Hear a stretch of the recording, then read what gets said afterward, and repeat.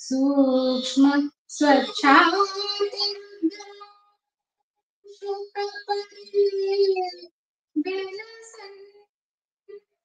मौलिमं भोजनेत्रम् कालाम्भोधो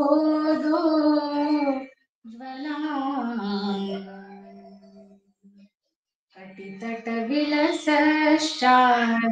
पीताम्बराधम् वन्दे धन्वन्तरिणम् निखिलगुणगण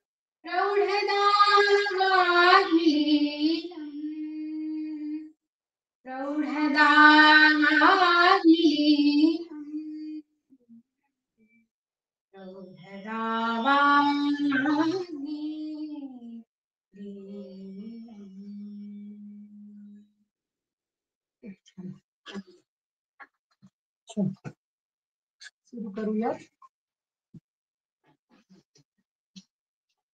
आपण गृहिणी अध्याय बघत होतो आणि त्यातले काही जे पाठ आहेत किंवा गृहिणी अध्यायात सांगितलेले जे काही कल्प आहेत ते आपले सुरू झाले होते. त्यातला हा पुढचा कल्प आपण वाचूयात. 112 नंबरचं सूत्र आहे. याच्या पूर्वीचे जे काही सूत्र होती ती सगळी दीपन पाचन याच्या संदर्भातच होती. हे सूत्र सुद्धा सदीपन म्हणजे दीपन करणारच आहे. गृहिणीमध्ये प्रामुख्याने पाचन आणि दीपन हीच चिकित्सा महत्वाची असते आणि त्यामुळे त्याच प्रकारचे कल्प हे इथे दिलेले आपल्याला दिसून येतील. ओके, सुरू करूयात. चव्य त्वक पिप्पली मूल धातकी व्योष चित्रकान कपित्थ कपित्थम बिल्वम अंबष्टाम शाल्मलम हस्ति पिप्पलिम शीलोद्भेदम तथा अजाजिम पिष्ट्वा बदर संमितम परिभ्रज्य घृते दग्धा यवागुम साधयेत भिष रसैः कपित्थ चुक्रीका वृक्षाम्लैः दाढिमस्य च सर्व अतिसार ग्रहणी गुल्म अर्षः प्लीहनाशिनी.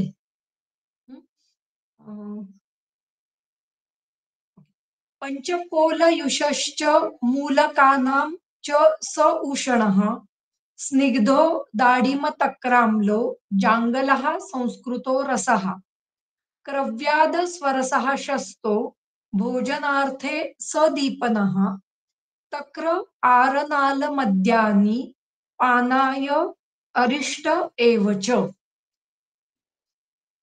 अशा प्रकारचा हा जे काही पाठ आहे तो सांगितलेला आहे. त्याच्यामध्ये असं दिलंय की चव्य त्वक, त्वक म्हणजे पुन्हा दालचिनी किंवा दालचिनीची त्वचा.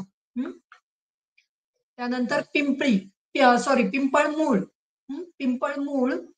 त्यानंतर धातकी म्हणजे धायटी. त्यानंतर व्योष, व्योष म्हणजे सुंठमिरे पिंपळी. त्यानंतर चित्र, कपित्थ म्हणजे कवट, बिल्व. त्यानंतर अंवष्टा, अंवष्टा म्हणजे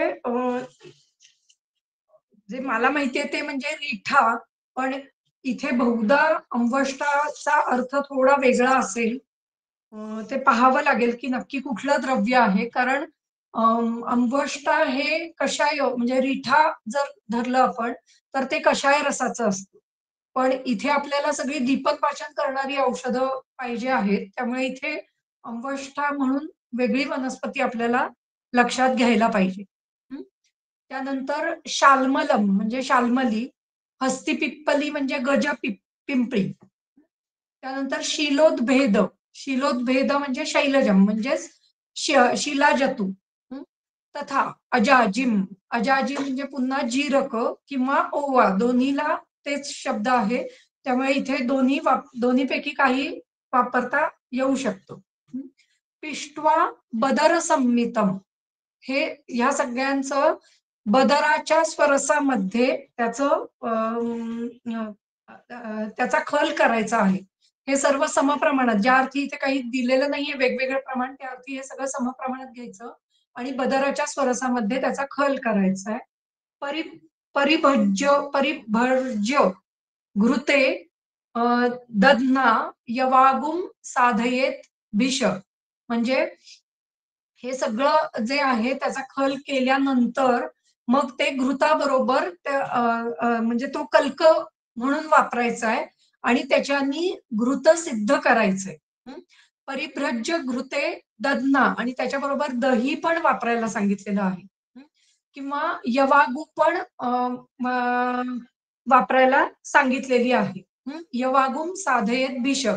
किंवा या सगळ्याचं चूर्ण हे बदारामध्ये पिष्ट करून तेही आपण ऍक्च्युली इथे परिभ्रज्य घृते म्हटलेलं आहे, त्यामुळे त्याचं घृतच आपल्याला तयार करावं लागेल आणि ते घृत एकतर दधी बरोबर घ्यायचं किंवा यवागू बरोबर घ्यावं असं तरी करावं लागेल. नाही तर दधी आणि यवागू हे दधी हे घृतामध्येच ऍड करावे लागतील, म्हणजे दधी सिद्ध घृत असं करावं लागेल.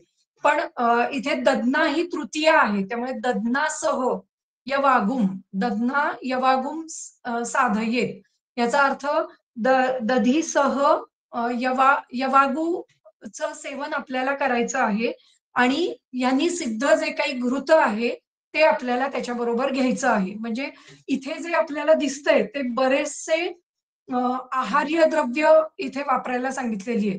यवागू वापरायला सांगितलंय. पुढे क्रव्याद स्वरस, तक्र, आरनाल, मद्य इत्यादींचं सेवन त्यांनी सांगितलेलं आहे. इथे बरीचशी जी काही आहे ती भोजनाची द्रव्य किंवा जी काही यवागू इत्यादींसारखी जे काही आपल्याला आहार्य द्रव्य आहेत ती या घृताबरोबर सेवन करायला किंवा घृत हे त्याच्याबरोबर सेवन करायला सांगितलेलं आहे. पुढे पुन्हा ते असंच देतात की रसैही कपित्थ म्हणजे कवठाचा रस किंवा चुक्रिका, चुक्रिका म्हणजे पुन्हा चुक्याचा रस किंवा वृक्षाम्ल, वृक्षाम्ल म्हणजे पुन्हा आमसूल किंवा चिंच यांचा रस आणि डाळिंब. बहुधा तरी आमसूलच घ्यावं वृक्षाम्ल म्हणजे, कारण चिंच ही उष्ण असते आणि ती म्हणजे तिचा उपयोग दीपन करायचा असेल तर तिचा उपयोग होऊ शकतो, पण पाचनासाठी तितका उपयोग होणार नाही. त्यामुळे वृक्षाम्ल म्हणजे आमसूल, असंच कोकम असं आपण घेऊ शकतो. त्यानंतर डाळिंब रस. तर ज्या वेळेला अतिसार, ग्रहणी, गुल्म, अर्श किंवा खास करून अतिसार आणि ग्रहणी असतात त्यावेळेला काय खाणं पिणं द्यावं किंवा काय पथ्य द्यावं, तर हे सर्व रस आपण त्या ठिकाणी पथ्य म्हणून वापरू शकतो. म्हणजे डाळिंबाचा रस घ्या किंवा कवठाचा रस घ्या असंही आपण त्या ठिकाणी सांगू शकतो, ज्याची जेव्हा गरज आहे त्याप्रमाणे. जर पित्तज ग्रहणी असेल तर मात्र आपल्याला ते सांगता येणार नाही, पण वात कफज ग्रहणीला मात्र याचा उपयोग चांगला होऊ शकतो. पुढे मग अतिसार, ग्रहणी, गुल्म, अर्श आणि प्लीहा या सर्वांसाठी याचा उपयोग होतो. पुढे नंतर पंचकोल युषः, पंचकोल युष पण या ठिकाणी वापरायला सांगितलेलं आहे. म्हणजे युष तयार करायचं आणि ते पंचकोलांनी सिद्ध करायचं किंवा युष बनवतानाच त्याच्यामध्ये पंचकोल घालून त्याला उकळी आणायची आणि मग ते द्यायचं. युष म्हणजे आपण मुद्ग युष, मसूर युष असे वेगवेगळ्या प्रकारचे युष वापरू शकतो. जे कडधान्यांनी बनले असतात त्याला युष असं म्हणतात आणि त्यामुळे ही युष जी आहेत वेगवेगळी ती आपण पंचकोलांनी सिद्ध अशी देऊ शकतो. मग कफज असेल तर अगदी काही प्रमाणात कषाय रसाची जी काही युष आहेत, म्हणजे त्या ठिकाणी आपल्याला जर अगदीच भेदन चांगलं करायचं असेल तर चणा वगैरे अशी पण युष वापरू शकतो. पण जर वातज असेल तर मात्र मुदगल किंवा मसूर यांचं युष आपल्याला वापरावं लागतं. हं. त्यानंतर मूलकयूष याचाही उपयोग आपण करू शकतो. पंचकोलयूषश्च मूलकानां स उषण. उषण म्हणजे पुन्हा अं, मिरी किंवा अ, अ, अ, म्हणजे सुंठ, मिरे, पिंपळी यांच्या ह्या द्रव्यांनाच उषण असं म्हटलं जातं आणि त्यातल्या त्यात मिरेला उषण हा पर्याय दिलेला आहे. त्यामुळे मिरेच्या बरोबर अं, हे युष वापरायला सांगितलेलं आहे, मूलक युष. हं. त्यानंतर स्निग्धो दाडिम तक्राम्लो अ, जांगला संस्कृतो रसाहा. जांगल संस्कृत रस म्हणजे जांगल मांसांनी अ, जांगल मांसाचा रस असा वापरायचा आणि तो सुद्धा कसा तर संस्कृत म्हणजे त्याला काहीतरी तडका दिलेला आहे किंवा त्याला सिद्ध केलेलं आहे. असा तो रस अ, कृत केलेलं आहे. म्हणजे त्याला फोडणी दिलेली आहे. अशा प्रकारचा रस तिथे वापरायचा आहे. हं. आणि काय डाळिंब रस किंवा तक्र अम्ल रस असंही वापरायचं आहे आणि ते सुद्धा सस्निग्ध म्हणजे घृतयुक्त असं आपल्याला तिथे वापरायचं आहे किंवा मांसरसाबरोबर डाळिंब, तक्र, अम्ल असेही पदार्थ आपण वापरू शकतो. त्यानंतर क्रव्याद स्वरस. क्रव्याद म्हणजे जे कार्निव्हरस ॲनिमल्स असतात म्हणजे मांसाहार घेणारे प्राणी. म्हणजे जसं वाईल्ड ॲनिमल्स जे आपण म्हणतो, की जे स्वतः मांसाहार करतात, त्यांना क्रव्याद असं म्हटलं जातं. आणि त्यांच्या मांसाचा रस किंवा त्यांच्या मांसाचा स्वरस हा या ठिकाणी वापरायला सांगितलेला आहे. त्यामुळे तो तेवढाच उष्ण, तीक्ष्ण आणि गुरू असणार आहे. त्यामुळे अ, बहुतांशी ठिकाणी म्हणजे वातज ग्रहणी असल्याशिवाय याचा वापर आपण नाही करू शकत. हं. आणि जिथे अगदीच गरज असेल कारण क्रव्याद मांसरस मिळणं ही कठीण आहे. त्यामुळे कुठे वापरायचा याचा खूप विचार आपल्याला या ठिकाणी करावा लागेल. हं. आणि कसा तर भोजनार्थे, भोजनासाठी याचा उपयोग आपल्याला करायचा आहे. तक्र, आरनाल मद्यानी पानाय आणि पिण्यासाठी काय वापरायचं आहे? तर तक्र किंवा आरनाल किंवा मद्य असं. आरनाल म्हणजे कांजी किंवा मद्य यांचा वापर करायचा आहे किंवा आरिष्ट एवच म्हणजे तक्रारिष्ट असं आपण किंवा मद्यारिष्ट पण असतं. आरनालाचं बहुधा अरिष्ट करावं असं इथे म्हणणं आहे. तर या सर्वांची आरिष्ट करून ती आरिष्ट ही पानासाठी वापरायला सांगितलेली आहे. म्हणजे त्याचा खूप मोठ्या प्रमाणात वापर इथे केलेला दिसून येतो. ज्या ठिकाणी ग्रहणी पूर्णपणे बिघडलेली आहे, भूकच लागत नाहीये, अशा ठिकाणी याचे अ, या सर्व गोष्टींचा वापर आपण युक्तिपूर्वक करू शकतो. उषण म्हणजे मरीच असं दिलेलं आहे आणि चुक्रिका म्हणजे इथे चांगेरी असं दिलेलं आहे किंवा चुका हे पण त्याच जातीचं द्रव्य आहे. पुढे आता गृहिणीमध्ये सगळ्यात महत्वाचं पान म्हणजे तक्रपान हे खूप महत्वाचं आहे. आपण सांगतही असतो अनेक पेशंट्सला. पण तक्र हे कसं उपयोगी पडतं गृहिणीमध्ये त्याचं वर्णन इथे करतात. तक्रम तू गृहिणी दोषे दीपन ग्राही लाघवात. तक्र कसं आहे? दीपन, ग्राही आणि लघु आहे. हं. श्रेष्ठम मधुर पाकित्वात न पित्तम प्रकोपये. हे कसं आहे? तर मधुर पाकी आहे. आता आपण विपाकाचं वर्णन वाचलं होतं मागच्या वेळेला मागे. तर विपाक म्हणजे काय? तर जो सृष्ट वेणमूत्र करतो, तो मधुर आम्ल आणि लवण हा जो विपाक आहे, तो सृष्ट वेणमूत्र रेतस करणारा आहे. त्यामुळे त्याचा विपाक कसा पाहायचा आहे आपल्याला कुठल्याही द्रव्याचा? तर ज्याने अ, मूत्र प्रवृत्ती आणि मलप्रवृत्ती ही सहजतेने होणार आहे. ते विपाक हे मधुर विपाकी ती द्रव्य मधुर किंवा अम्ल विपाकी असू शकतात. कटू विपाक हा बद्ध विणमूत्र करणारा आहे. मधुरो लवण अम्लं च स्निग्धभावास्त्रयो रसः वातमूत्र पुरीषाणां प्रायो मोक्षे सुखामतः. म्हणजे वातमूत्र पुरीश यांचं सुखाने मोक्षण करणं हे मधुर आम्ल लवण विपाकाचं म्हणजे त्यातही खास करून मधुर आणि आम्ल विपाक जे आहे त्यांचं कार्य होतं. रस पण मधुर आम्ल लवण हे रस पण सृष्ट विणमूत्र करणारे आहेत. त्यामुळे त्यांचा विपाक हा मधुर विपाक हा होत असतो. त्यामुळे इथे अम्ल अशा तक्राचा मधुर विपाक सांगितलेला आहे. पण हे मधुर विपाक असून सुद्धा पित्तम प्रकोपयेत. सॉरी न च पित्तम प्रकोपयेत. त्यामुळे ते मधुर विपाकामुळे न च पित्तम प्रकोपयेत. ते पित्ताचा प्रकोप करीत नाहीत. हं. म्हणजे रसाने ते आम्ल आहे, तरी सुद्धा विपाकाने मधुर असल्यामुळे पित्त प्रकोप होत नाही. पित्ताचा प्रकोप होऊ शकत नाही. हं. पुढे काय दिलंय? कषाय उष्ण विकाशित्वात रौक्षाच एव कफे हितम. ते कषाय उष्ण आणि विकाशी आणि वृक्ष असल्यामुळे कफ प्रकृतीमध्ये सुद्धा ते हितकरच सांगितलेलं आहे. अनेक वेळेला असं होतं, की कफ प्रकृती असली की ती लोकं तक्रार घ्यायला नको म्हणतात. कारण का? तर घशाला ते खवखवतं. तर अशा वेळेला ते तक्र जेवताना मध्ये द्यावं, म्हणजे मग ते घशाला त्रास देत नाही. जर तक्र अगदी जेवणाच्या शेवटी सेवन केलं अशा लोकांनी, तर ते घशाला त्रासदायक ठरू शकतं. ज्यांचा कफ हा ऊर्ध्वगामी जास्त आहे, अशा लोकांमध्ये असं होऊ शकतं. म्हणून मग तक्र हे मध्यात दिलेलं कधीही चांगलं. हं. ज्यांना त्रास होत नाही त्यांनी शेवटी सेवन करावं किंवा दिवसातही कधीही सेवन करायला अ, अ, हरकत नाही. ज्यांना त्रास होत नसेल त्यांनी. हं. कषाय उष्ण, विकाशी आणि वृक्ष यांच्यामध्ये अ, अ, असं असल्यामुळे ते कफ पण कमी करणारं आहे. हं.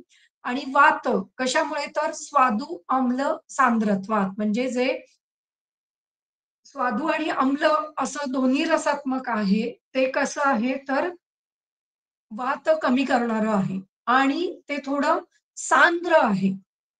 सांद्र म्हणजे एकदम पूर्ण द्रवता नाहीये त्याच्यामध्ये किंवा एकदम पातळ नाहीये. तर ते काही प्रमाणात त्याचे जे काही परमाणू आहेत, ते काही प्रमाणात हे अ, द्रवापेक्षा थोडे घट्ट असे आपण म्हणू शकतो, ज्याला सांद्र असं म्हणतात. जर तुम्ही आपण त्याचं कॉन्स्टिट्यूशन पाहिलं, तर आपल्याला असं दिसतं, की काही परमाणू हे त्याचे घट्ट असतात किंवा लोणी जर त्याच्यात उतरलेलं असेल किंवा लोण्यापासून तयार झालेलं असेल, साईपासून जर आपण दही आणि ताक तयार केलं, तर ते ताक तर जास्त सांद्र असतं अ, दुधाच्या ताकापेक्षा. त्यामुळे त्याला सांद्रत्व आहे हे आपल्याला इथे लक्षात घ्यायचंय. सद्यस्कम अविदाही तत् आणि हे कसं आहे तर अविदाही आहे. सद्यस्कम अविदाही ती सद्यो मथितम म्हणजे आत्ताच नुकतं काढलेलं आहे असं जे ताक आहे ते अविदाही असतं. हं. मथितम एव तक्रम पच्यमान अवस्थायाम विदाहकृत न भवती किंचित कालस्थितम तू विदाही भवती. जर ती ते पच्यमान अवस्थेतील असेल म्हणजे दही लावल्यानंतर सुद्धा त्याला वेगवेगळ्या अवस्था निर्माण होतात. पहिली जी अवस्था असते ती मधुर अवस्था असते दह्याची. ज्याच्यामध्ये अजून दही लागतंय किंवा नुकतंच लागलेलं आहे, त्याला जरा थोडासा थुलथुलीतपणा असतो. हं. तर ते दही हे अपच्यमान दही असं आपण मानू शकतो. हं. पुढचं जे आहे ते पच्यमान अवस्थेतील दही आहे आणि त्याचं जर तक्र केलं, तर ते विदाह न करणारं असतं. ज्याला मधुर आणि आम्ल असा रस प्राप्त झालेला आहे. असं जे असेल ते विदाह न करणारं असतं. आता जर दही किंवा ताक दोन्ही गोष्टी म्हणजे तयार केलेलं ताक किंवा दही या अजून काही काळ आपण ठेवून दिल्या तशाच, तर काय होतं तर ते दोन्हीही विदाही होऊ शकतात आणि जे दही आहे ते आम्ल रसाचं आणि आम्लपाकी असं होतं आणि ताकही आम्ल रसाचं अधिक होत जातं. त्यामुळे किंचित कालस्य तंतू विदाही भवती एव. म्हणून आजकाल आपण फ्रिजचा वापर करायला लागलोय, जिथे काही काळ तरी ते दही हे त्याच अवस्थेमध्ये टिकून राहतं. पुढे स्वादू अम्लत्वात एकूण सगळे मिळून दह्याचे 5 प्रकार सांगितलेले आहेत. अ, पहिलं मधुर, अम्ल मधुर आणि अं, अम्ल आणि अजून 2 प्रकार आहेत. ते आता मला पटकन आठवत नाहीये. पण निघंटूंमध्ये असे 5 प्रकार दह्याचे किंवा 5 अवस्थांमधलं दही असं सांगितलं जातं. तर तेही आपल्याला लक्षात घ्यायला पाहिजे आणि तसा त्या ठिकाणी त्याचे गुणधर्म पण त्या तशा प्रकारे दिलेले आहेत. म्हणजे मधुराचे वेगळे, अम्लाचे वेगळे, अम्ल मधुराचे वेगळे असे वेगवेगळे गुणधर्म आपल्याला दिलेले दिसतात. आणि आपण मात्र अम्ल आणि मधुर असं दोन्ही असलेलं दहीच आपल्याला वापरणं हे योग्य ठरतं. तस्मात् तक्रप्रयोगाः ये जाठराणां तथा अर्शसाम्. अशा प्रकारच्या तक्राचाच प्रयोग हा उदररोगी आणि अर्शरोगी यांच्यासाठी आपल्याला करायचा आहे. विहिता गृहिणी दोषे शर्वसस्तान प्रयोजयेत आणि याचाच उपयोग गृहिणी रोगामध्येही आपल्याला करायला सांगितलेला आहे आणि तो शस्त म्हणजे प्रशस्त असा मानलेला आहे. सर्व शस्तान प्रयोजयेत म्हणजे सर्व प्रकारच्या गृहिणीमध्ये याचा उपयोग हा प्रशस्त मानलेला आहे. त्यामुळे गृहिणी व्याधी आला की सगळ्यात पहिल्यांदा त्यांना ताक सेवन करायला सांगू शकतो. यवानी आमलके यवानी आमलके पथ्या मरीचम त्रिपलनशिकम लवणानी पलांशानी पंच एकत्र चूर्णयेत. आणि मग याच्यामध्ये त्यांनी काय काय घालायचं त्याचं वर्णन केलेलं आहे. काय तर यवानी म्हणजे पुन्हा ओवा, त्यानंतर आवळा, त्यानंतर पथ्या म्हणजे हिरडा, नंतर मरीच म्हणजे मिरे, हे सगळं 3 पल असं घ्यायचं आहे. आणि लवण आणि पलांशानी 3 पल म्हणजे 3 × 40 ग्रॅम हे 120 ग्रॅम. आणि लवण आणि पलांशानी म्हणजे लवण हे लवणानी पुन्हा लवणानी शब्द आलाय. कपिंजल न्यायानी मागच्या वेळेस प्रमाणे आपल्याला तिथे कपिंजला हा तसं इथे लवणानी म्हणताना 5 लवण असं घ्यायचंय. आणि हे पलांशानी पंच 5 पल असं घ्यायचे आहेत. म्हणजे प्रत्येकी एक एक पल असं घ्यायचंय. असं त्यांचं एकत्र चूर्ण करायचं आणि ते तक्रामध्ये टाकायचं आहे.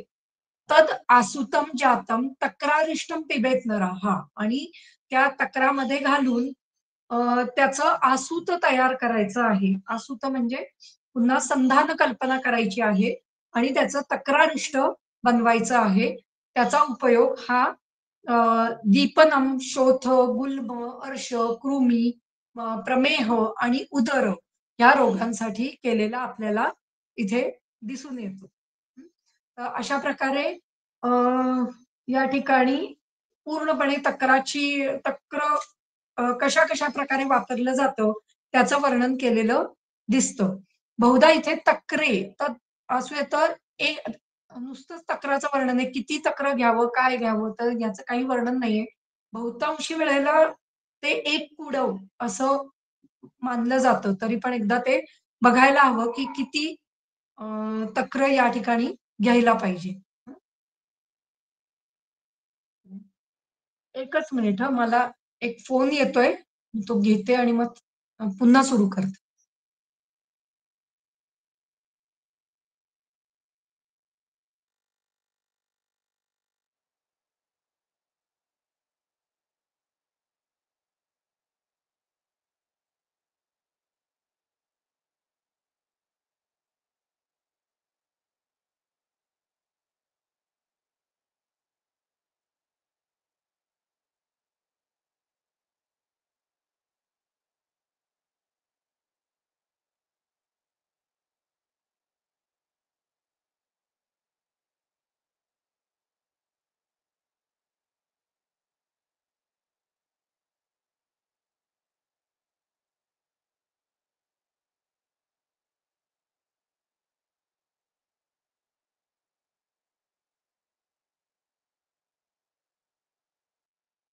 ओके.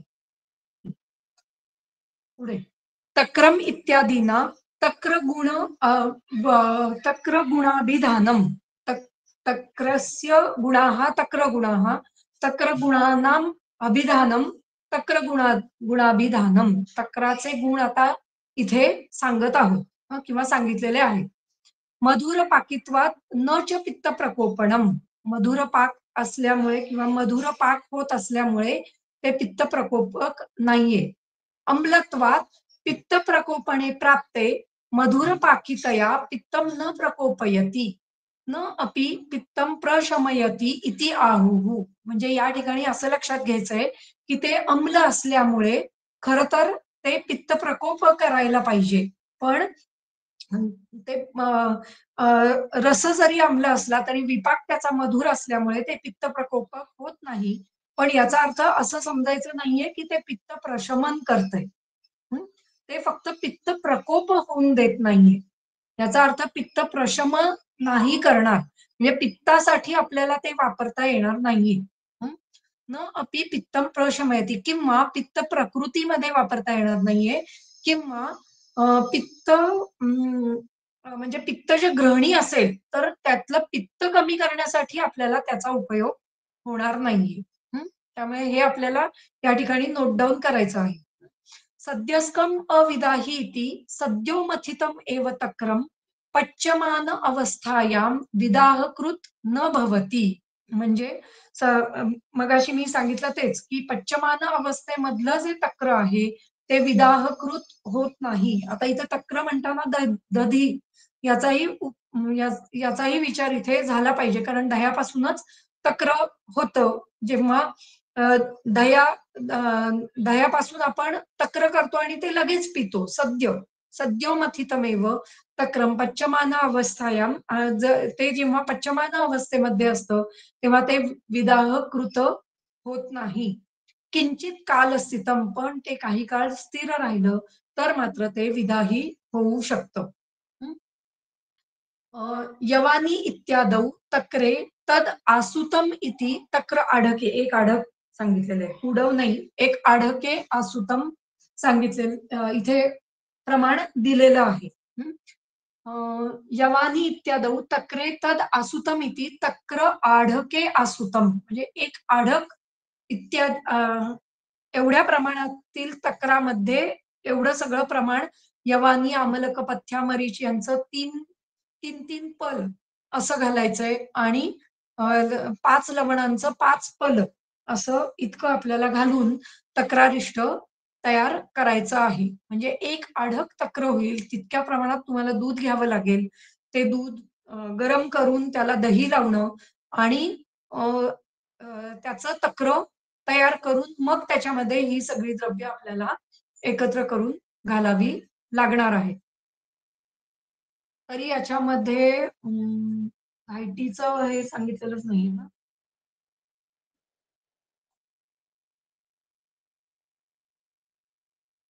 धायटीचं प्रमाण हे आसूत प्रक्रियेमध्ये ज्याप्रमाणे लागतं त्याप्रमाणे इथे घालावं लागणार आहे. मग त्याच्यापासून तक्रारिष्ट तयार होतं. अशा प्रकारे तक्रारिष्टाचं वर्णन केलेलं आहे. पुढे पुढचा श्लोक. आता हा पुन्हा ग्रहणीविषयीचं वर्णन ते सांगतात. स्वस्थानगतम उत्क्लिष्टम अग्निनिर्वापकम भिषक पित्तम ज्ञात्वा विरेकेण निर्हरेत वमनेन वा अविदाहिभिः अन्नैः लघुभिः तिक्तसंयुतैः जांगलानां रसैः यूषैः मुद्गादीनां खडैः अपि दाढिम आम्लैः ससर्पिष्कैः दीपन ग्राही संयुतैः तस्य अग्निं दीपयेत् चूर्णैः सर्पिभिश्च अपि तिक्तकैः. तर आता ही एक प्रकारची अवस्था या ठिकाणी वर्णन करतात. स्वस्थानगतम उत्क्लिष्टम अग्निनिर्वापकम भिषक पित्तम. कशाचं वर्णन आहे? पित्ताचं वर्णन केलेलं आहे. पित्ताची अवस्था सांगितलेली आहे. काय तर स्वस्थानगतम उत्क्लिष्टम. स्वस्थानगत, स्थान या शब्दाचं इथे आपल्याला इथे आपल्याला त्याचा अर्थ हा मान असा घ्यायचा आहे. स्थानम इति मानम. त्याचं वर्णन, एक रेफरन्स सांगते त्याचा.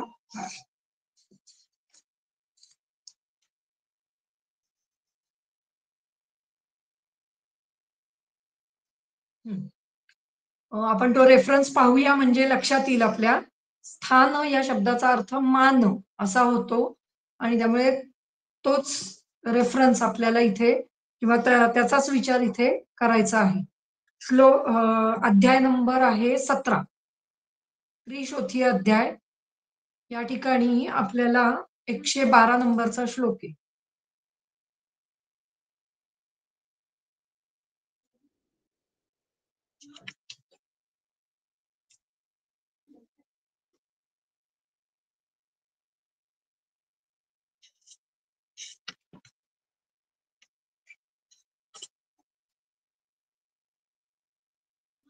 हम्म. 17 नंबरचा कियंता शिरसीय मध्ये 112 नंबरचा श्लोक. हा, या ठिकाणी काय दिलंय? 3 प्रकारची गती सांगितलेली आहे. सर्व दोषांच्या गतींचं वर्णन या त्रिशोथी अध्यायामध्ये केलेलं आहे आणि त्या वेगवेगळ्या प्रकारच्या गती अशा सांगितलेल्या आहेत. तर स्थान ही एक गती आहे. स्थान ही गती आहे. स्वस्थानगतम पित्तम या शब्दाचा अर्थ आहे की त्याची गती किंवा त्याची अवस्था काय आहे हे आपल्याला लक्षात घ्यायचं. तर काय गती आहे? क्षय स्थानम च वृद्धिम च दोषाणाम त्रिविधा गतीही. म्हणजे क्षय होणं म्हणजे ते प्रमाणापेक्षा कमी असणं, वृद्धी म्हणजे प्रमाणापेक्षा अधिक असणं आणि स्थान म्हणजे प्राकृत प्रमाणात असणं किंवा स्वमानावस्थेमध्ये असणं. संप्रती दोषाणाम गतिम विवृणोती क्षय इत्यादी स्थानम इति स्वमानावस्थानम. स्वतःच्या मानामध्ये असणं किंवा प्रमाणामध्ये असणं म्हणजे स्थान, हे आपल्याला या ठिकाणी लक्षात घ्यायचं आहे. आणि मग बाकीच्या गती सांगितल्या ऊर्ध्व अध तिर्यक किंवा ओष्ठ शाखा मर्मास्थी संधी अशा प्रकारच्या वेगवेगळ्या गती आपल्याला या ठिकाणी वर्णन केलेल्या दिसतात. तर या ठिकाणी स्थान या शब्दाचा अर्थ आहे स्वमानावस्था म्हणजे स्वतःच्या प्रमाणामध्ये राहणं. त्यामुळे जी काय अवस्था आता आपण पाहतो आहोत चिकित्सा स्थानामध्ये पित्ताची, ती अवस्था त्याच्यामध्ये पित्त हे स्वतःच्या प्रमाणापेक्षा वाढलेलं नाहीये. म्हणजे ते आपल्या प्रमाणामध्ये आहे असं त्यांना म्हणायचंय. तक्रम तू ग्रहणी सॉरी स्वस्थानगतम उत्क्लिष्ट, पण तरीही त्याचा उत्क्लेश झालेला आहे. स्वतःच्या स्थानामध्ये आहे परंतु तरीही त्याचा उत्क्लेश झालेला आहे. उत्क्लिष्टम आणि जे अग्निनिर्वापकम भिषक आणि जे जो अग्नी आहे म्हणजे जी शरीरातला जो अग्नी आहे, पाचक अग्नी आहे, त्याचं निर्वापण करतोय म्हणजे त्याला त्याच्यावर आवरण निर्माण करतोय. त्याच्यामुळे जी काही क्षुधा निर्माण व्हायला पाहिजे ती निर्माण होत नाहीये. अशा वेळेला असं जे पित्त आहे असं जर आपल्याला दिसलं तर काय? विरेकेण हरेत वमनेन वा, त्याचं वमन किंवा विरेचन याच्यानी त्याचं सद्यहरण करायचं आहे. अनेक वेळेला अशी अवस्था येते की समजा एखाद्याने प्रवास केला तर प्रवासामध्ये हे पित्त उत्क्लिष्ट होतं. ते मानावस्थेतच असतं, स्वतःच्या मानावस्थेतच असतं. त्याची वृद्धी झालेली नसते किंवा त्याचा क्षयही झालेला नसतो. ते मानावस्थेतच असतं परंतु ते पित्त त्याचा उत्क्लेश होतो आणि ते अशा वेळेला काही भूक लागत नाही, खावंसं वाटत नाही, अनन्नाभिलाषा असते, हे सगळं किंवा शिरशूल असतो, उल्हास असतो, अशी सर्व लक्षणं आपल्याला दिसतात. अशा वेळेला ते वमनाद्वारे आणि त्यावेळेला उलटी अनेक जणांना उलटीही होते अशा वेळेला. तर ती होऊ द्यावी. त्यामुळे वमनेनं विरेकेनं वा, जर ते स्वतःहून बाहेर पडत असेल तर ते वमनाद्वारे बाहेर काढावं. जर त्याचा उत्क्लेश हा पक्वाशयात झालेला असेल तर ते पक्वाशयातून अ, अ, जर त्याचं निर्हरण स्वतःहून होत असेल, तर त्याचं निर्हरण होऊ द्यावं. हं. त्यामुळे स्वस्थानगतम उत्क्लिष्टम अग्निनिर्वापकम भिषक पित्तम ज्ञात्वा विरेकेण निर्हरेत. विरेकाने त्याचं निर्हरण करावं, वमनेन वा म्हणजे विरेचनाने निर्हरण करावं किंवा वमनानी करावं. आता खरं तर विरेक म्हणत असताना दोन्ही घेतात. विरेचन म्हणजे वमन पण आणि अ, विरेचन पण. पण तरीही वमनेन वा असं त्यांनी स्पेसिफिक सांगितलेलं आहे. त्यामुळे ज्या ठिकाणी आपल्याला असं दिसतं, की ते ऊर्ध्व दिशेने बाहेर पडत आहे, तिथे वमनच वापरावं. हं. आणि जेव्हा ते अधोदिशेने बाहेर पडतंय असं दिसतंय, त्यावेळेला विरेचन होऊ द्यावं किंवा ते जर व्यवस्थित बाहेर पडत नसेल, तर अविपत्तिकर वगैरे सारखी जी लघु विरेचन करणारी द्रव्य आहेत किंवा अनुलोमक द्रव्य आहेत, त्यांचा वापर आपण त्या ठिकाणी करू शकतो. आणि काय निर्वापकमचा अर्थ काय आहे मॅडम? काय निर्वापकमचा अर्थ? निर्वापक म्हणजे आवरण निर्माण करणं.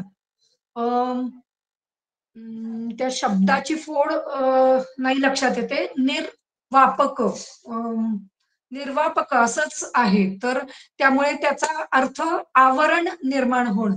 म्हणजे त्याच्यावर काहीतरी झाकलं जाणं. अग्नीवर काहीतरी आवरण निर्माण होणं याला म्हणतात निर्वापण अ, होणं किंवा निर्वापण करणं. असं त्याचा अर्थ आहे. अच्छा. म्हणजे अग्नीचं जे योग्य काम आहे, ते अग्नी करू शकत नाही. असाच त्याचा अर्थ आपण इथे लक्षात घ्यायचा आहे.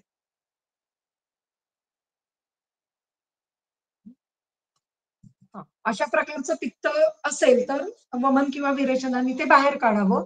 त्यानंतर अविदाही बिही अन्नैही त्याच्यानंतर अविदाह करणाऱ्या अन्नाने लघुविही आणि कसं लघु अन्न द्यायचंय आणि कसं तिक्त संयुतैही तिक्त गुणांनी युक्त असं अन्न किंवा तिक्त रसाच्या द्रव्यांनी युक्त अशा अन्नाचं या ठिकाणी सेवन करायचं आहे. मग या ठिकाणी आपण अं, म्हणजे साळीच्या लाह्या देऊ शकतो किंवा काही प्रमाणात आपण साळीच्या लाह्या देताना जिरे किंवा धने यांच्यासोबत देऊ शकतो. त्यानंतर हवं असल्यास मुदगं युष देऊ शकतो किंवा अ, अगदीच जर काहीच खायची इच्छा नसेल तर फक्त भाताची पेज किंवा भाताचं पाणी किंवा साळीच्या लाह्याचं पाणी इतकंच त्या ठिकाणी आपल्याला देणं म्हणजे द्यावं त्या ठिकाणी. असं अशा प्रकारे अविदाह निर्माण करणाऱ्या अन्नाचं सेवन करायला हवं. त्यांनी पुढे दिलेलं आहे, की जांगलानाम रसैही, युषैही, मुद्गादीनाम खडैही, मुद्ग इत्यादींचं खड. खड हे पण काही थोडंसं असूतं अशीच प्रक्रिया आहे. नाही मुद्ग इत्यादीनाम खडैही खडाचा अर्थ बघायला पाहिजे.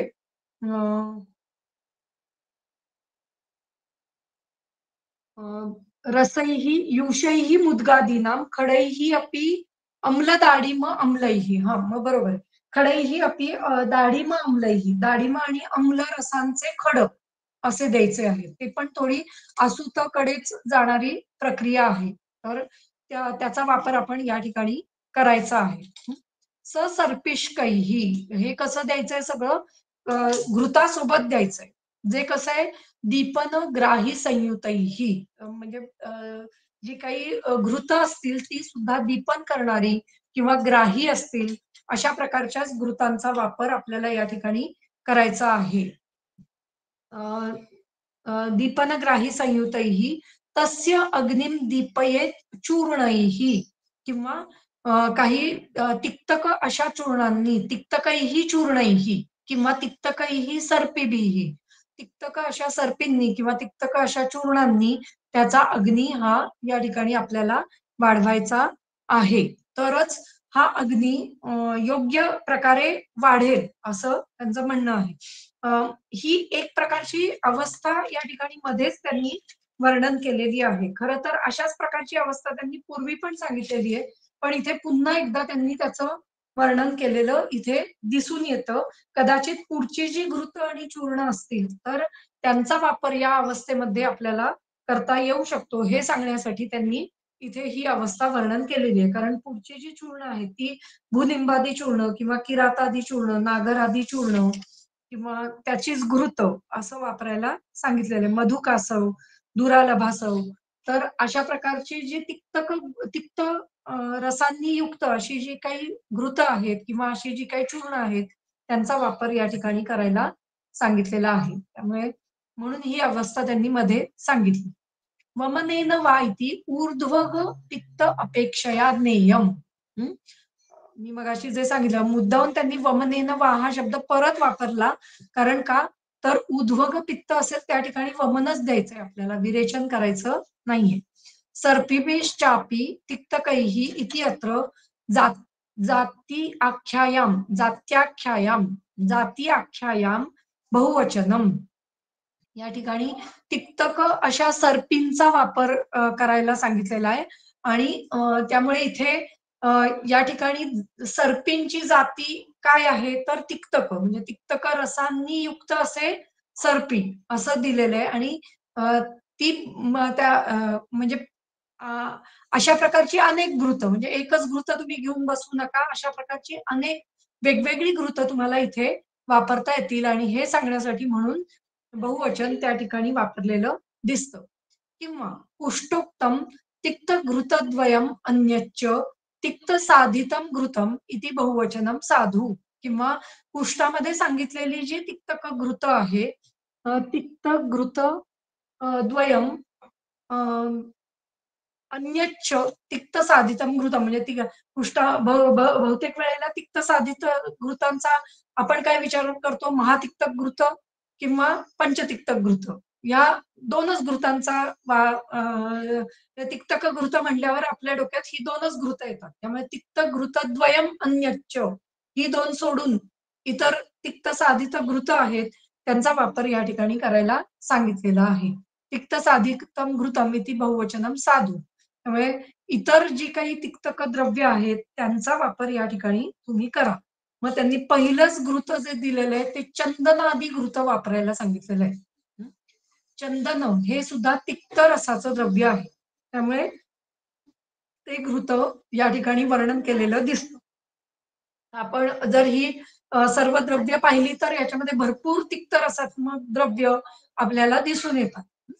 चंदनम पद्मक उशीरम पाठा मुर्वा कुटन्नटम षड्ग्रंथा सारिवा आस्फोता सर्पपर्णा अटरूषकां पटोल उदुंबर अश्वत्थ वटप्लक्ष कपीतनां कटुका कटुकां रोहिणीं मुस्तं निंबं च द्विपलांशिकां द्रोणे अपां साधयेत् पादशेषे प्रस्थं घृतात् पचेत् किरात तिक्त इंद्रयव वीरा मागधिका उत्पलैः कल्कैः अक्षसमैः पेयम तत् पित्त ग्रहणी गदे. म्हणजे पित्तच्या ग्रहणीमध्ये आपल्याला काय वापरायचंय तर ह्या यांनी सिद्ध असं घृत वापरायचंय. तिक्तकम यद घृतम च उक्तम कोष्टके तच्च दापयेत. अशा प्रकारच्या घृताचा वापर यांनी केलेला आहे. काय काय द्रव्य आहेत चंदन पद्मक पद्मक म्हणजे कमळ कमळ फुल मिळतं बाजारामध्ये.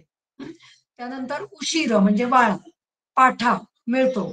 मुरवा म्हणजे मोरवेल मिळते.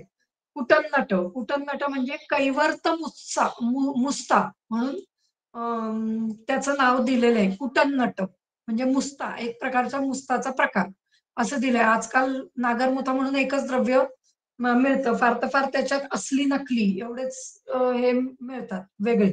असली म्हणजे जरा चांगल्या क्वालिटीचं असतं आणि अगदी नकली नसतं पण त्याचं जे काही आकार जो असतो तो खूप छोटा असतो आणि खूप कठीण असतं ते कुटायलाही कठीण जातो. तर ते त्यानंतर षडग्रंथा म्हणजे वचा षडग्रंथा सारिवा त्यानंतर आस्फोता म्हणजे कॅलेट्रोपिस जायगेंटिया असं द्रव्य आहे. अस्फोता, मीही फारसं कधी वापरलेलं नाहीये. हेही मिळत असावं, शोधायला पाहिजे. सप्तपर्णा, सप्तपर्णी मिळते. अटरूषक म्हणजे वासा, अडुळसा. पटोल, उदुंबर, अश्वत्थ, अश्वत्थ म्हणजे वट. अश्वत्थ म्हणजे पिंपळ. हं. आणि इथं वट, वट परत दिलेलं आहे. प्लक्ष. हं. अ, ही सगळी जी 4 द्रव्ये आहे, उदुंबर, अश्वत्थ, वट, प्लक्ष ही सर्व द्रव्य पंचवल्कलातली आहेत. पंचवल्कल. हं. तर त्याच्याबरोबर अजून पारिश असं पण द्रव्य आहे. पण ही सगळी द्रव्य जी आहेत ती पंचवल्कलातली मिळतात. त्यानंतर कपितन. कपितन म्हणजे काहीतरी गंधमुंड म्हणून सांगितलेलं आहे. हे मिळतं का नाही पाहायला पाहिजे. हं. त्यानंतर कडू रोहिणी म्हणजे कुटकी.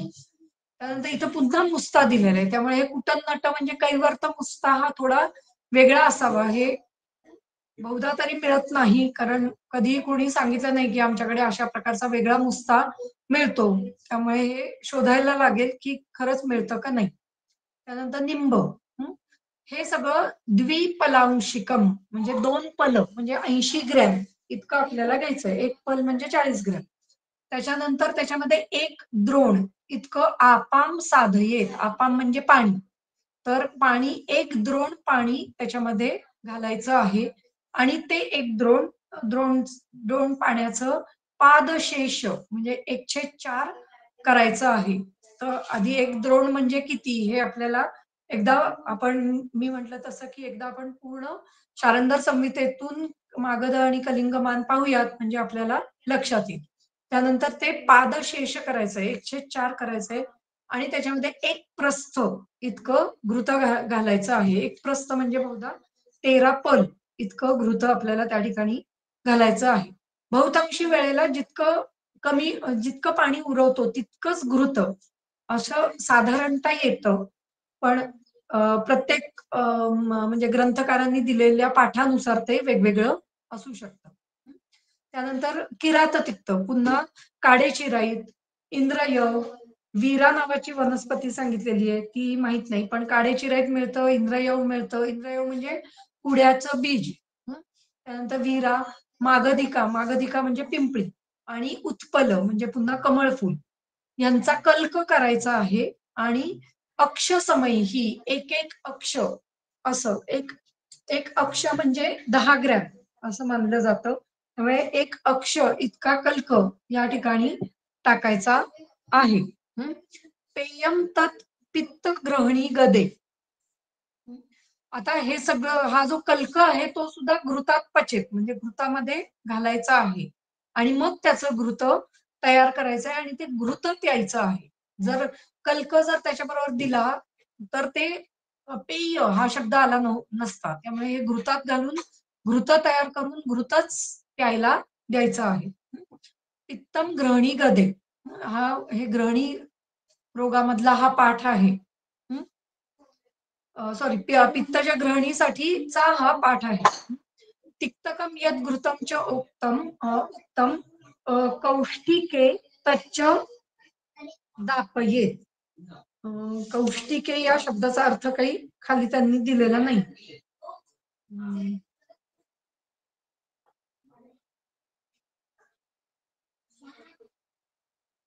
पौष्टिके म्हणजे उदरातील म्हणायचंय का हे जरा बघायला हवं कारण खाली पण त्याचा काही अर्थ लागत नाहीये की तिक्तकम यद घृतम च उक्तम बहुतांशी वेळेला असं जेव्हा देतात खालचं की म्हणजे एखाद्या ठिकाणचं यद घृतम च उक्तम जे सांगितलेलं घृत आहे तिक्तक घृत जे सांगितलेलं आहे कौष्टिके म्हणजे पुष्टामध्ये असं त्यांना म्हणायचं असावं. पुष्टामध्ये जे सांगितलेलं घृत तिक्तक घृत आहे. तिक्तकम यद घृतम च उत्तम कौष्टिके तच्च दापयेत किंवा त्याचा उपयोगही इथे करू शकतो. खरं तर चंदनादी घृतामध्ये तिक्तक घृताचा काही फारसा संबंध यायला नको. पण इथे त्यांनी दिलेलं आहे. कदाचित त्यांना तिक्तक घृत हे वरच्या कल्कांनी सिद्ध करावं असंही त्यांना म्हणायचं असू शकतं. म्हणून त्यांनी इथे आधी वर्णन जे काही आहे ते चंदनादी घृताची द्रव्य असं केलेलं आहे. मग त्यानंतर कल्काचा समावेश केलेला आहे त्याच्यामध्ये. आणि मग जे तिक्तक घृत, कुष्ठामधलं जे तिक्तक घृत आहे त्याच्या बरोबरीने आपण देऊ शकतो असंही त्यांना कदाचित म्हणायचं असेल, किंवा त्याच्या बरोबरीने ते पुन्हा सिद्ध करायचं असंही त्यांना म्हणायचं असू शकतं. पण असं काही स्पष्टपणे इथे खाली चक्रपाणी टीकेतही लिहिलेलं दिसत नाहीये.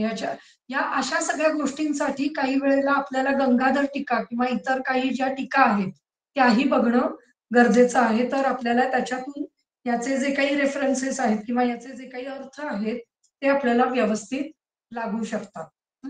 पण इथे अशा प्रकारे त्यांनी चंदनादी घृताचं वर्णन केलेलं दिसतं. कुटनटम इति कैवर्तमुस्तकम षड्ग्रंथा इति वचा आस्फोता इति अस्फुर मल्लिका. अस्फुर मल्लिका म्हणून काही कदाचित एखादी फुलांची म्हणजे एखाद्या फुलांचं द्रव्य असावं म्हणून तिथे एवढा मल्लिका वगैरे शब्द वापरलेला दिसून येतो. कपितन इति गंधमुंड इति ख्यातः, हा पण शब्द फारसा परिचयाचा नाहीये. तर अशा प्रकारे एक एक घृत आपण तयार करून त्याचा उपयोग वेगवेगळ्या ग्रहणी व्याधींमध्ये आपण करू शकतो. पुढे हे एक घृत घेऊया आणि मग थांबूया. नागर अतिविशे मुस्तम धातकींच प्रसांजनम वत्सकत्व फलम बिल्वम पाठाम कटुकरोहिणी पिबेत समांशम तच्चूर्णम सक्षौद्रम तंडुलांबुना पैत्तिके ग्रहणी दोषे रक्तम यच्च उपवेश्यते अर्शांसी च बुधे शूलम जयेच्चैवं प्रवाहिका नागरादि इदं चूर्णम कृष्णात्रयेण पूजितम. कृष्णात्रय या ऋषींनी हे पूज्य मानलेलं आहे किंवा त्यांनी सांगितलेलं आहे असं आपण इथे लक्षात घ्यायचंय. तर काय काय तर नागर म्हणजे सुंठ, नागर अतिविशे. तर नागर आणि अतिविशा हे एकत्र घेतलंय म्हणून त्यांची द्वितीया झाली. देव हा सॉरी अतिविशा हा शब्द आहे, त्यामुळे अतिविशा हा स्त्रीलिंगी शब्द आहे आकारांत असल्यामुळे. त्यामुळे अतिविशा अतिविशे म्हणजे माला माली त्याप्रमाणे इथे द्विवचन आलेलं आहे. त्यामुळे नागर म्हणजे सुंठ आणि अतिविशा म्हणजे अतिविष नावाचं द्रव्य, मुस्ता, धायटी आणि रसांजन याचा वापर करायचा आहे. वत्सकत्वक म्हणजे कुठे आपण वत्सकाची त्वचा घ्यायची आहे आणि कुठे वत्सकाचं बीज घ्यायचंय याचाही आपल्याला एक स्टडी करता येऊ शकतो, की कुठे त्यांनी इंद्रयव सांगितलंय आणि कुठे वत्सक म्हणजे कुटजाची त्वचा सांगितलेली आहे. तर ते आपल्याला बघायचं आहे. वत्सकत्व फलम बिल्वम पाठाम कटुकरोहिणी. मगाच्या ह्याच्यात त्यांनी इंद्रयव सांगितलंय ना? नाही, मगाच्या ह्याच्यात आलंच नाही. हा, इंद्रयव चूर्ण सांगितलेलं आहे. कल्कामध्ये त्यांनी त्याचा वापर करायला सांगितलेला आहे. वत्सकत्व फलम बिल्वम आणि इथे फल पण वापरायला सांगितलं, म्हणजे इथे त्वचा आणि फळ हे दोन्ही वापरायला सांगितलेलं आहे. आणि काय बिल्वम, बिल्व, पाठा आणि कुटकी, कटुकरोहिणी म्हणजे कुटकी यांचं समान अंशाने तच्चूर्ण तयार करायचं, समान अंशाने त्याचं चूर्ण तयार करायचं आणि ते सक्षौद्रम म्हणजे मधुसह घ्यायचंय किंवा तंडुलांबूसह घ्यायचं आहे. पैत्तिके पित्तज ग्रहणीमध्ये याचा उपयोग होतो, जिथे रक्तमच यच्च उपवेश्यते, ज्या ठिकाणी रक्तस्राव होतोय त्या ठिकाणी याचा उपयोग जास्त चांगला होईल. कारण काय, धायटी आहे, कषाय रसाची, रसांजन आहे, अतिविष आहे आणि सुंठ आहे आणि मेन म्हणजे वत्सकत्व फल आहे. तर ही सर्व गोष्टी ह्या कशा आहेत तर त्या रक्त थांबवणाऱ्या आहेत किंवा रक्तस्तंभक आहे. त्यामुळे त्याचा उपयोग आपल्याला या ठिकाणी करायचा आहे. रक्तम यच्च उपवेश्यते अर्शांसीच गुदे शूलम. त्यामुळे अर्शामध्ये पण जर रक्तज अर्श असेल तर त्या ठिकाणी आपल्याला त्याचा उपयोग करता येऊ शकतो. किंवा अर्शामध्ये जर गुदशूल युक्त सरक्त प्रवृत्ती असेल तर तिथेही आपण याचा उपयोग करू शकतो किंवा प्रवाहिकेमध्येही याचा वापर करता येऊ शकतो. नागराद्यम इदम चूर्णम कृष्णात्रयेण पूजितम. कृष्णात्र्यांनी नागरादी अशा या चूर्णाचा उपयोग करायला सांगितलेला आहे. नागराध्ये सक्षौद्रमिती मधुप्रक्षेपयुक्तम. मधुप्रक्षेपयुक्त असं हे द्रव्य वापरायचे किंवा चूर्ण घेऊन ते मधूमध्ये घालून अनुपान स्वरूप मधूचा उपयोग करायचा आहे. तंडुलांबुना इति तंडूल धावनांबुना. तांदूळ धावन हे तांदूळ घ्यायचे साधारण म्हणजे साधारण अर्धा मूठ वगैरे एखाद्या व्यक्तीला पुरतात.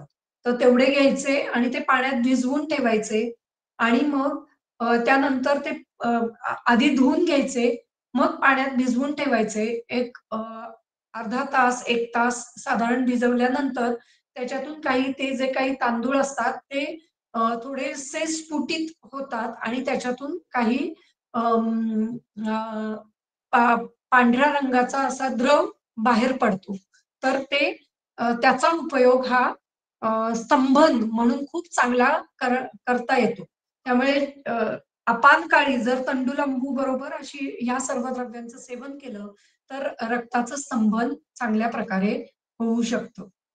तर तंडुलांबुना इति तंडुल धावना अंबुना अन्ये तु तंडुलाद द्विगुणम अम्लम तंडुलेन समम चिरम स्थितम तत् तंडुलांबू वदंती. काही जणांचं म्हणणं आहे की पाण्याच्या ऐवजी काय घ्यायचंय तर अम्ल घ्यायचंय आणि किती द्विगुण म्हणजे जर अर्धी पाव वाटी जर असेल तंडूल तर अर्धी वाटी हे अम्ल घ्यायचंय काहीतरी आणि ते तंडुलाबरोबर ठेवून द्यायचंय आणि त्याचं तंडुलांबू तयार करायचंय. कृष्णात्रयेण पूजितत्वात उपदर्शनात अस्य सिद्ध योगत्वम दृश्यते दर्शते. म्हणजे हा सिद्ध योग आहे जे कृष्णात्रयांनी स्वतः तयार केलेला असा योग या ठिकाणी आपण मानू शकतो. कृष्णात्रयः पुनर्वसोः अभिन्न एव वृद्धः. हे पण वर्णन केलेलं दिसतंय की कृष्णात्रय हे अत्रेय पुनर्वसू यांच्यापेक्षा वेगळे आहेत. नाही सॉरी अभिन्न अभिन्न एव वृद्ध हा अभिन्न आहे. म्हणजे कृष्णात्रय म्हणजेच पुनर्वसू असंच त्यांना म्हणायचं आहे. कृष्णात्रय हा पुनर्वसो अभिन्न एव वृद्ध हा. कृष्णात्रय म्हणजेच अत्रेय पुनर्वसू असं त्यांना या ठिकाणी म्हणायचं आहे. त्यामुळे कृष्णात्रयांनी खास वापरलेला हा योग दिसतो आणि त्याचा वापर आपण आजच्या काळातही करू शकतो. ज्याच्यापासून आपण पित्तज ग्रहणी, रक्तज अर्श, रक्तज ग्रहणी आणि रक्तज प्रवाहिका या सर्वांमध्ये याचा उपयोग चांगल्या प्रकारे करता येऊ शकतो. त्यामुळे हे चूर्ण नक्कीच सर्वांनी आपापल्या दवाखान्यात ठेवायला हरकत नाही. थांबूयात हो का मॅडम. घ्यायचं पुढे? नाही घेऊया पुढच्या सोमवारी. कधी पुढच्या आता? हा. सॉरी, बरेच फ्रायडेला. झाले आता. हा थांबूयात मग. Hello madam. बोला बोल. मॅडम प्रत्येक द्रव्य ह्याच्यातलं समप्रमाणात घ्यायचं ना, म्हणजे चूर्णात? समप्रमाणात इथे कारण समांश हा दिलेलाच आहे आणि जर नसेल दिलेलं तर समप्रमाणातच मानायचं त्या ठिकाणी. हो. Thank you madam. चालेल. थांबूयात. हो मॅडम. ते धनेशचं पाठवा आम्हाला. हा धनेशचं पाठवते. हो हो हो. हा चालेल. थँक्यू मॅडम, छान घेतलं. हो हो चला अच्छा.